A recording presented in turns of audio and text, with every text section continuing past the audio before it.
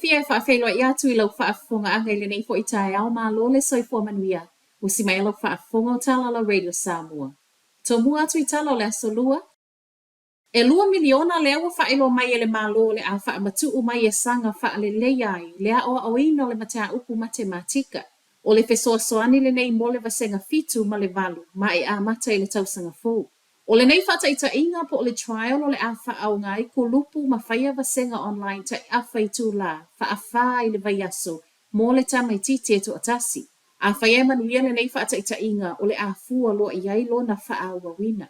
E se mai vasenga nei o le a fwoi whaelo mai le minister wa onga Erica Stanford o le a whaamatu mai le isi tolu se 10 miliona mo puna oa a wā o ngā tūlanga lua uma. O fesoa soani nei ale malo wa whaelo mai a o sauni atu e amatalia le curriculum po o mata upua o oino le matematika. I to tonu a o ngā tūlanga lua uma I New Zealand le tausaga fōu po le curriculum fo ile nei e tutu sai loa ma tunu e iei au se tālia whaapea Singapore.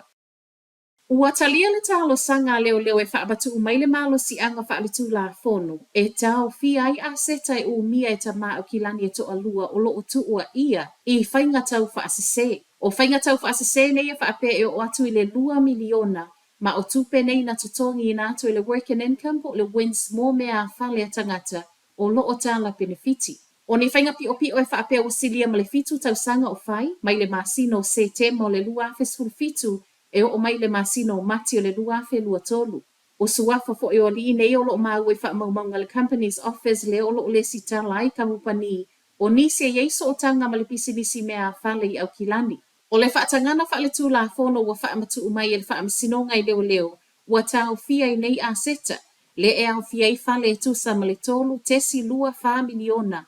Ma tupe I teu ngā tupe silia ma le 5 se lau wafe tā la.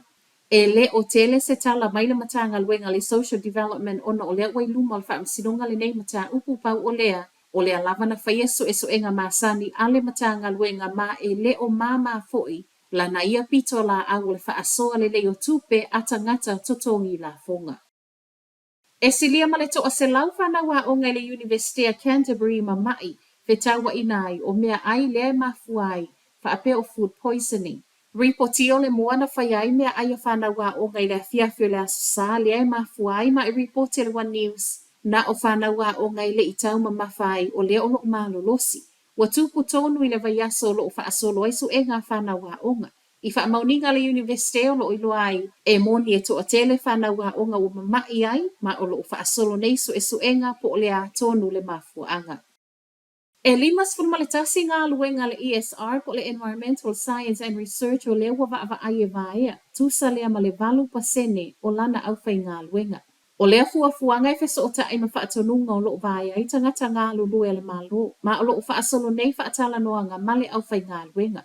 E fitus fulma le ono ngā luenga o loo whaatala noa le whaamuta, ma o totonu o lea o whae o loo iei le iwa vanoa e le o ngā luea ina I le nei taimi. O se tasile nei o nanga na vave o na whaau popo na tangata ngā lulu e taimi o COVID peitai o le watele na umatu pe na whaamatu umai mōpolo kete o COVID ma ua mo mia ai. Le whaaititi o tupe whaalu manga lue fua I tupe o loo au mai le paketi. Mai le pisa a, o se fuanga o le amamulu atu ai tangata so e whaapitoa e au fiai ma scientisi peitai o ilato nei e mo mia mo so e ngā tilia wale manuia lau tele o tangata o le atunuu.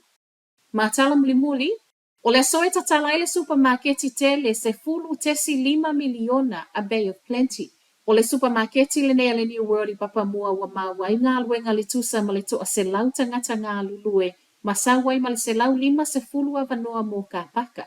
O se ngā luenga tele wa whaaluai le foodstuffs le North Island le se 15 miliona, a ele o umai I fuanga le foodstuffs. O loo whaamoe tatala le isi supermarket I tele se lau miliona le Pack and Save I Highland Park I au kilani le tausanga asau e se mai isi fo I ana whale o loa fōu lea ele I levo na tatala I Havelock North, Huntley, Snells Beach ma Mount Albert.